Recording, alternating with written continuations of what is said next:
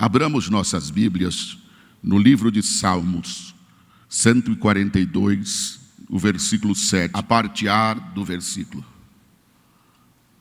Quero trazer um tema subordinado: desprendendo a minha alma das prisões. Amém? Desprendendo a minha alma das prisões. Nos diz assim a palavra do Senhor: tire a minha alma da prisão, para que louve o teu nome. Amém? Vamos toda a igreja repetir este versículo bíblico. Tire a minha alma da prisão, para que eu louve o teu nome. Mais uma vez. Tire a minha alma da prisão, para que eu louve o teu nome. Amém? Oremos mais uma vez. Senhor nosso Deus, nós nos colocamos aqui, ó Deus, agora deliberadamente aos teus braços, Senhor. Senhor, eu não sou, mas tu és o grande eu sou. Senhor, que o Senhor possa impedir toda a potestade, todos os principados que agem nesta jurisdição. Que o teu Espírito se aproprie de nós. Que não sejam as minhas palavras, mas seja a tua palavra em evidência. Que nesse instante agora, Senhor, cada um dos teus servos possa entrar na dimensão do teu Espírito, para que cada um possa assimilar o que está exarado na tua palavra. Per piacere riversar Deus Santo, e que o Senhor possa fazer o que ninguém pode fazer, que aquilo que está no nosso íntimo, no interior, inoculado em nossa alma, que o Senhor comece a agir desde agora, Senhor, porque eu creio que haverá uma manifestação do teu Espírito e do teu poder sobre esta igreja. Amém? Podemos assentar. Tire a minha alma da prisão, para que louve o teu nome. Quando nós falamos de alma, todos nós sabemos que a teologia nos diz sobre a tricotomia, pois nós temos alma, corpo e espírito. Quando nós falamos de alma, a Bíblia nos diz que a palavra de Deus é mais penetrante que uma espada de dois gumes, e ela entra a ponto de dividir juntas e medula, e alma e espírito, e ela é apta para discernir as intenções do coração. É a palavra de Deus que nos dá acesso a nós termos condições de saber o que está em nosso íntimo e no nosso interior. Quando nós falamos de alma, nós sabemos que o Senhor, quando nos constituiu, nos colocou uma alma. O Senhor nos fez imagem e semelhança de Deus. E quando agora a Bíblia diz que Ele soprou em nós, e nós nos tornamos alma vivente. E desde então nós podemos já compreender que o Senhor nos distinguiu por nós possuirmos uma alma diante de todos os seres que existem. Os outros seres não possuem uma alma, mas nós possuímos uma alma, um espírito. E o Espírito do Senhor, Ele age em nosso espírito, agindo para que nós possamos compreender aquilo que Deus tem para nós na sua palavra. Mas o que é a alma? A alma é a parte da sede das emoções. Todas as nossas emoções interagem com a nossa alma. Quando eu sinto dor, quando eu sinto tristeza, aflição, angústia, vem da minha alma todos esses sentimentos. Quando eu sinto alegria, quando eu sinto paz, é minha alma que proporciona tudo isso. E qual a intenção do inimigo? De nos desestabilizar a nossa alma, para que nós venhamos viver em aflição, em opressões, em pressões psicológicas, e não podermos desprender de algumas coisas que muitas vezes nos cercam no dia a dia. Quando nós falamos de espírito, conforme a tricotomia, o espírito é a parte do intelecto, o espírito é a parte da inteligência, o espírito é a parte do raciocínio, o espírito é a parte da razão, e o espírito, ele age no espírito nosso para agir, para que nós possamos compreender. O Espírito Santo, quando ele age em nós, para nos converter, ele age dentro do nosso intelecto, da onde está o nosso espírito, para fazer nós compreendermos a sua vontade. A Bíblia diz que a vontade de Deus, ela é boa, é perfeita e agradável. E nós sabemos que para nós podermos fazer a vontade de Deus, nós precisamos do Espírito Santo. Nós precisamos que Deus nos conduz, que o Senhor possa cada dia fazer algo entre nós e através de nós podermos levar aquilo que Ele tem para cada um de nós. A Bíblia nos diz que na certa ocasião que o Senhor está com os discípulos estavam apreensivos devido às ameaças, devido àquilo que estava acontecendo com a igreja, e de repente eles apreensivos e preocupados em morrer. O Senhor chegou e disse assim para eles: não vos preocupeis com aquele que mata o corpo, mas antes vos preocupeis com aquele que tem poder de matar o corpo e lançar a alma no inferno. Ele estava dizendo que nós poderíamos até morrer, e aqueles que estavam ali poderiam até morrer, mas a alma deles estariam com Deus. Nós poderíamos até sofrer alguma coisa, mas Deus nos preserva a nossa alma, para que a nossa alma esteja com Deus. A Bíblia nos diz: do que adianta o homem ganhar o mundo inteiro e perder a sua alma? Muitas pessoas têm perdido a sua alma no afã de conseguir muitas conquistas, talvez com as suas atividades secundárias, talvez com as suas atividades seculares, tem conquistado muitas coisas e tem perdido algo importante, que é a comunhão com Cristo, a comunhão com Deus, de estar com Deus. E muitas vezes, devido a uma série de coisas que acontecem, ele pode até implicar em perder a salvação. E o mais importante é que nós venhamos preservar a nossa alma, porque o inimigo, nestes últimos instantes da igreja, ele quer desestabilizar, deprimir, oprimir a nossa alma, para que nós não possamos interagir com o Espírito Santo. Nunca se viu falar nesses últimos instantes de tantas pessoas com ansiedade, com traumas, transtornos, transtorno compulsivo, obsessivo, depressão e uma série de enfermidades que muitas vezes está atingindo a alma de muitas pessoas. Nós sabemos que hoje pessoas estão suicidando, pessoas estão se desestabilizando, pessoas que serviam a Deus já não querem servir a Deus mais, devido à opressão. E nós sabemos que enquanto nós estamos aqui, haverá opressão por parte de principados, de potestades. Existem principados que estão interagindo contra nós, e ele age justamente para que a nossa alma esteja em aflição, que a nossa alma esteja em desespero. Mas a mensagem de Deus nesta oportunidade é que Deus quer desprender a nossa alma das prisões. Existem prisões que muitas vezes nos acometem, ou muitas vezes alguém da nossa família, ou alguém que está perto de nós, que nós convivemos, um filho. Muitas vezes nós vemos que o inimigo está prendendo e muitas vezes ele não consegue se desprender. E o que nós fazemos para desprender de tudo isso? O que nós podemos fazer para desprender quando o inimigo começa a prender? E nós encontramos isso dentro da Bíblia Sagrada. A Bíblia nos diz que tinha uma mulher que andava encurvada, tinha um espírito de enfermidade que agia sobre aquela mulher. E a Bíblia diz que ela estava há 18 anos com aquele espírito de enfermidade, 18 anos encurvada. Mas a Bíblia diz que o Senhor chegou e ordenou que aquele espírito de enfermidade saísse. O espírito de enfermidade saiu no mesmo instante e ela voltou a andar de forma normal. O interessante aqui é que quando fala sobre aquela mulher, a mulher encurvada, a Bíblia diz que era ela uma filha de Abraão. Então ela conhecia a Torá, ela conhecia os preceitos do Antigo Testamento, mas existia um espírito de enfermidade que estava sobre ela. Existia um espírito que fazia com que ela ficasse subserviente àquela enfermidade. E o que é que Deus fez? Deus tirou o espírito de enfermidade. Nestes últimos momentos que estamos vivendo, estamos vendo pessoas opressas, estamos vendo pessoas sofrendo por parte de enfermidades.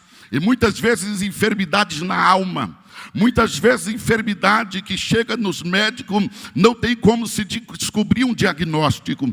Muitas vezes não tem como se fazer uma avaliação, e as pessoas muitas vezes vêm para a igreja e a alma delas continua como se estivesse presa, alguma coisa que prende. Mas Deus, nesta oportunidade, vai desprender almas. Vai desprender almas que entraram aqui sobre amarras. O Senhor está me dizendo que Ele quer fazer algo grande aqui nesta noite. Uma das coisas que prende a alma das pessoas é a falta de liberar perdão. A Bíblia nos fala do credor incompassivo, que aquele não perdoou, e por ele não ter perdoado, a Bíblia diz que ele foi entregue aos verdugos. Quando nós buscamos a etimologia deste nome, verdugos, quer dizer espíritos que perturba, que atormenta. Quando nós buscamos a etimologia deste nome, nos mostra pessoas que são torturadas por espíritos, pessoas que são aprisionadas por espíritos. E muitas vezes a pessoa não sabe como lidar com isso. A pessoa não sabe como lidar e muitas vezes precisamos aprender a perdoar, até porque para que nós sejamos perdoados. Quando nós não perdoamos, isso também implica em salvação, porque nós precisamos perdoar assim como nós formos perdoados. Se você fazer uma avaliação com aquela parábola do credor incompassivo, você vai ver ali que aquele que não perdoou foi entregue aos verdugos. E esses verdugos são espíritos trazendo uma aplicação para nós.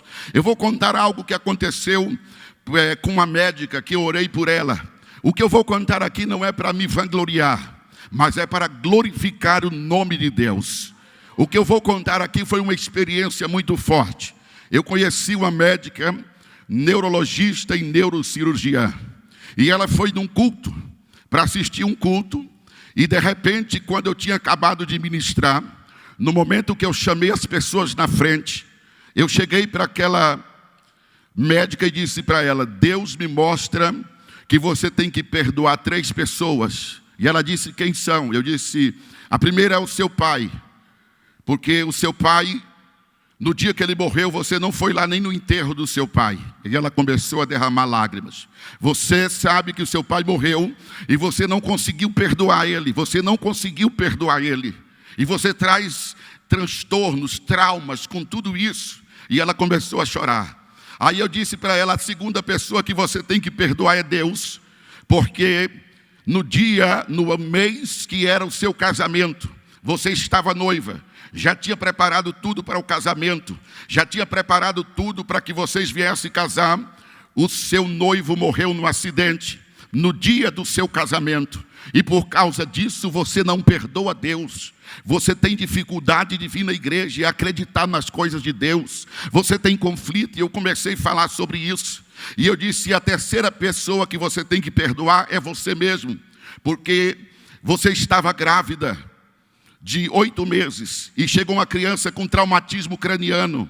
E você sabe que você não podia entrar numa mesa cirúrgica, porque você perderia o seu filho. Mas aquela criança estava com TCA, um traumatismo craniano. E você decidiu então entrar para fazer a cirurgia, o seu filho morreu. Então você não se perdoa. Você não se perdoa, você não perdoa Deus e nem perdoa o seu pai. Ainda assim você continua. E por isso que eu posso ver tantas dificuldades que você tem de começar a encontrar com o Senhor. Você tem dificuldades, conflitos, e ela começou a confirmar tudo aquilo que Deus tinha mostrado. E ela vai e aceita a Cristo como Salvador. Mas a alma daquela médica estava presa a espíritos, estava presa aos espíritos porque não perdoava. Por ela não perdoar, por ela não se perdoar, os espíritos agiam, e ela, sendo médica, neurologista, neurocirurgiã, tinha traumas, transtorno compulsivo, obsessivo, tinha depressão, tomava medicamento psicotrópico, tomava vários medicamentos, mas no momento que foi orado, em que ela liberou o perdão, no mesmo instante ela sentiu alívio, e ali ela começou a se desprender das prisões que prendia ela, porque ela compreendeu o propósito do perdão.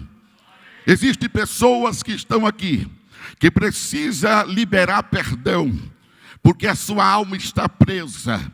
Talvez você não perdoe, e a dificuldade que você tem de não perdoar implica em traumas, transtorno, depressão. Mas hoje o Senhor vai agir sobre o seu íntimo, o seu interior, e você vai sair daqui hoje diferente como entrou. O Espírito do Senhor vai fazer você desprender a tua alma e voltar a louvar o nome do Senhor. A falta de liberar perdão incorre em uma série de coisas, como complicações, síndrome do pânico, distúrbio, depressão. Muitas enfermidades são causadas por mágoas. Muitas pessoas têm enfermidade já há anos, mas a mágoa que está dentro dela fez com que houvesse muitas enfermidades. E quando eu estava orando, o Senhor falou comigo nesta oportunidade, que Ele ia curar muitas pessoas aqui nesta noite. Que Ele ia curar pessoas com trauma, transtorno, depressão. Ele ia curar, Ele ia agir no íntimo, no interior de muitas pessoas. E as pessoas sairiam daqui diferente de como entrou. Iam sair completamente diferente. Quantos acreditam que Deus pode fazer isso? Levante a sua mão e dê glória a Deus. A falta de perdão faz com que a nossa alma se aprisiona. O que mais faz a nossa alma se aprisionar? Pecados não confessados. Eu, uma certa vez, estava na cidade de Alta Floresta e tinha um jovem que fazia parte da igreja. E ele fazia parte de uma igreja, mas ele estava com síndrome do pânico. E ele estava sofrendo com esta enfermidade há anos. E pedia para os seus pais dormir com ele no seu quarto. Tinha medo de morrer, usando vários medicamentos, tinha ido no psiquiatra, diagnosticado com síndrome do pânico. E eu fui até eles para orar por eles, e quando eu começo a orar, manifestou um demônio. E aí o Senhor falou comigo que aquele espírito era porque ele fazia coisas escusas, que ele fazia coisas escondidas. E ele vai e começa a confessar os seus pecados. Ele falou que já há anos estava em adultério. Há anos vinha roubando o próprio sogro. Ele era o cargo de confiança do seu sogro. Mas ele havia já muitos anos enganando. E a Bíblia diz: o que há de engano não permanecerá. E ele só foi livre disso depois que ele confessou os pecados. Enquanto ele não confessou esses pecados, ele continuou com síndrome do pânico. Enquanto ele não confessou a vida promíscua que ele tinha, vida de prostituição, os espíritos não saíam dele. Talvez alguém aqui precisa confessar os seus pecados para que a tua alma tenha acesso a louvar o nome do Senhor. Talvez você esteja aqui, mas precisa colocar algumas coisas diante do Senhor, confessando os seus pecados, para que o Senhor possa agir e desprender a sua alma. A sua alma está aprisionada, talvez por falta de liberar perdão. A sua alma está aprisionada, talvez por pecados não confessados, por pecados que talvez você ache que não tem influência, mas está tendo influência, por pecados que você acha que não tem importância, mas o inimigo está te oprimindo, o inimigo vive te oprimindo, e Deus está nesta oportunidade dizendo que Ele vai te desprender de tudo que prende. O Espírito do Senhor quer fazer algo, o Espírito do Senhor quer fazer algo no seu íntimo, para que você saia daqui e confesse os seus pecados, porque uma vez que você confessar os pecados, Deus vai trazer o alívio. Deus vai trazer o alívio para a sua alma. Existe algo acontecendo e o âmbito espiritual é complexo. O âmbito espiritual é muito complexo, e quando nós compreendemos a importância de nós estarmos diante de Deus e apresentarmos diante de Deus dentro daquilo que Ele espera de nós, Deus começa a agir no nosso íntimo, no nosso interior. Deus começa a agir dentro de nós, dentro da perspectiva de nós nos desprendermos daquilo que nos prende. O Espírito do Senhor quer fazer algo. Levante a sua mão e comece a adorar a Deus agora, porque Deus está derramando algo aqui sobre mim agora. O Espírito está derramando algo, e vai acontecer coisas grandes aqui nesta noite. Vai acontecer coisas grandes, porque o nosso Deus é grande. Então você continue adorando, porque a mensagem aqui era essa: tire a minha alma da prisão, para que eu louve o teu nome. O louvor também nos desprende das prisões. Quem se lembra aqui quando Saul tinha um espírito de perturbação? Era o louvor que fazia com que aquele espírito saía de Saul. Quando ele estava ali com aquele espírito de perturbação, chamava, introduzia Davi, e Davi com a sua harpa, quando começava a dedilhar a harpa, o espírito de perturbação saía de Saul e ele era aliviado. O louvor nos traz condições de nós sermos aliviados. Foi o próprio Davi que disse, quando ele estava entre um conflito interno, intrínseco, ele começou a dizer: por que te angustia, minha alma? Por que te perturbas dentro de mim? eu ainda o louvarei. O louvor nos desprende. Todas as vezes que nós tivermos em situações de opressões, em situações de pressões, nós precisamos louvar o Senhor. Porque quando nós louvamos o Senhor, Ele começa a desprender a nossa alma. Nós estamos vivendo dias de conflito. Estamos vivendo dias que indagamos a Deus por que as coisas estão acontecendo assim. Por não compreendermos algumas coisas, as pessoas começam a entrar em conflitos, as pessoas estão muitas vezes desestabilizadas, mas o louvor, ele faz com que nós nos desprendemos. Eu acredito que existem pessoas que já tiveram experiência através do louvor, que quando começaram a louvar a Deus, começaram a sentir o alívio, começaram a sentir algo, começaram a sentir paz, porque o louvor traz isso em nós. As amarras do inimigo não podem prevalecer quando nós começamos a louvar a Deus. Quando nós começamos a adorar a Deus, não tem o que pode fazer algo contra nós. Eu estou recebendo a autoridade de Deus para dizer que Deus quer ouvir o teu louvor. Deus quer ver você adorando, porque enquanto você adorar a Deus, Deus irá fazer algo. Enquanto você adorar a Deus, tu irás ver o que Deus vai fazer. Quando nós adoramos, nós nos desprendemos a alma e o Senhor derrama do Espírito dele sobre nós. Quantos já estão sentindo algo de Deus aqui? Levante a mão e comece a dar glória. Adoração faz com que nós nos desprendemos. Deus quer te desprender. Levante a mão e adore a Deus por um instante. O Senhor está derramando algo muito forte aqui nesta noite. O Senhor está derramando algo aqui. Você vai começar a entender que o Senhor te chamou para adorar. E o Senhor está dizendo aqui agora, enquanto você adora, Deus está desprendendo a tua família. Enquanto você adora, Deus está desprendendo o teu filho. Enquanto você adora, você vai começar a perceber as mudanças de Deus, porque Deus vai mudar. Este ano, pastor, é o ano da mudança. E através da tua adoração você vai ver as mudanças. Deus vai fazer mudança, diz o Senhor dos Senhores. As mudanças vêm com adoração. Glória a Deus.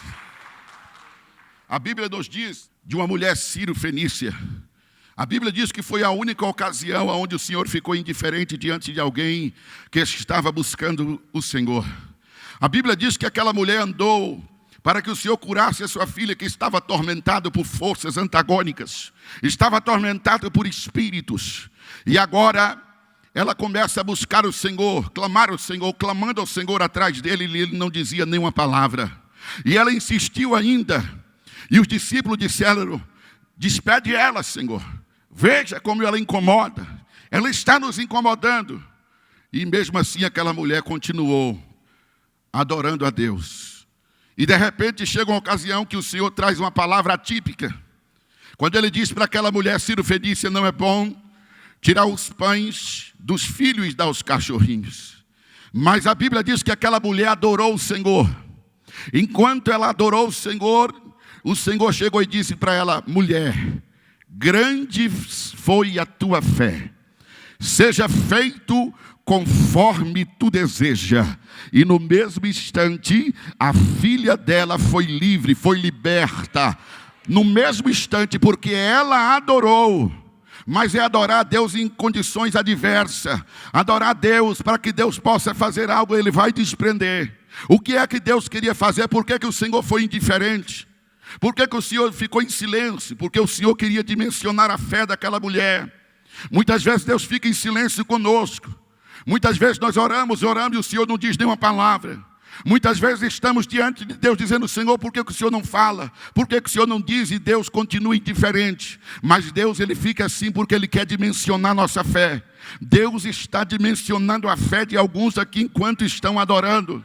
Enquanto você está adorando na diversidade, Deus está dimensionando a tua fé. E quando a sua fé é dimensionada, Ele te dá o privilégio dele dizer: seja feito conforme tu deseja. Vai ser feito conforme você deseja. Você vai ver o que Deus irá fazer.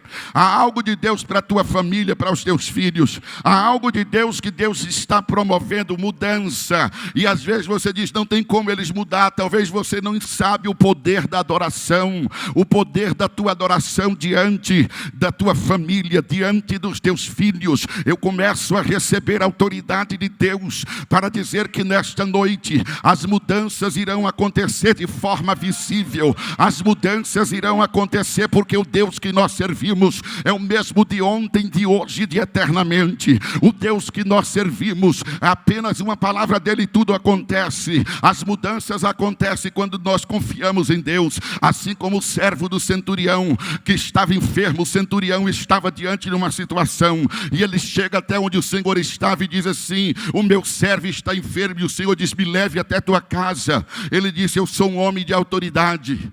Eu digo aos homens, eles vai e eles vai.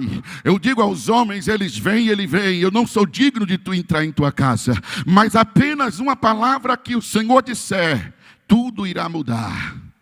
Tudo irá acontecer. Apenas uma palavra que o Senhor disser, tudo acontece.